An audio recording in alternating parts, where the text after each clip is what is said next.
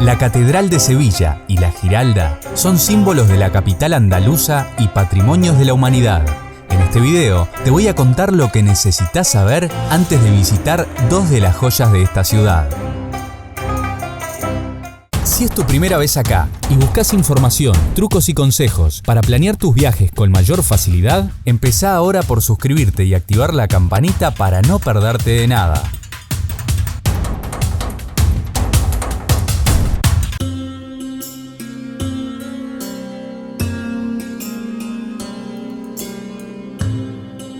Localizada en el corazón de la ciudad de Sevilla, entre el barrio de Santa Cruz y el río Guadalquivir, la Catedral de Santa María de la Sede, más popularmente conocida como Catedral de Sevilla, es el templo gótico más grande del mundo y el tercero de la cristiandad, después de la Basílica de San Pedro en el Vaticano y de la Catedral de San Pablo en Londres.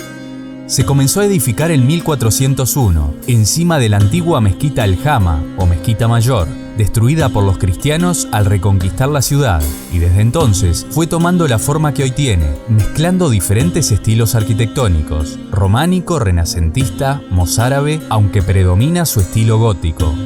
La catedral está compuesta por 5 naves y 25 capillas, que contienen obras de algunos de los más célebres pintores españoles. También se exhiben los restos de Cristóbal Colón, contenidos en un gran ataúd sostenido por 4 figuras que representan los 4 reinos históricos españoles: Castilla, León, Aragón y Navarra.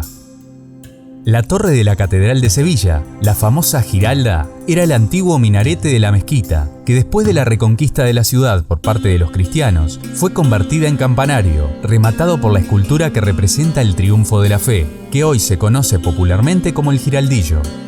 Con sus 101 metros totales de altura, la Giralda fue durante mucho tiempo la edificación más alta de Europa.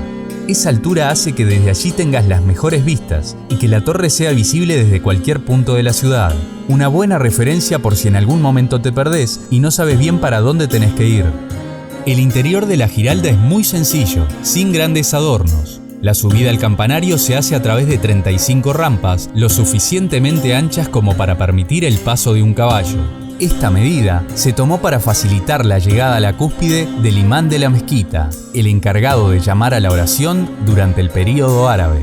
En las placas y en la descripción te dejo más información sobre los días y horarios en los que podés visitar estos dos íconos de la ciudad de Sevilla.